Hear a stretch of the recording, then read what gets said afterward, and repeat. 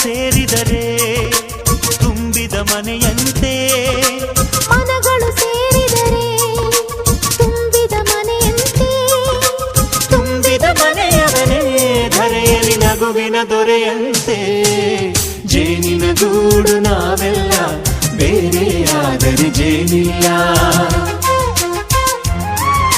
ಜೇನಿನ ಗೂಡು ನಾವೆಲ್ಲ, ಬೇರೆಯಾದರೆ ಜೇನಿಲ್ಲ.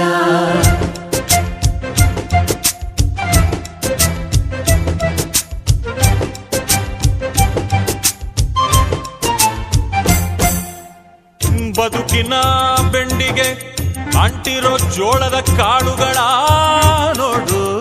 ಹೌದಪ್ಪ. ಸಿಪ್ಪೆಯ ಸೂರಿನಲ್ಲಿ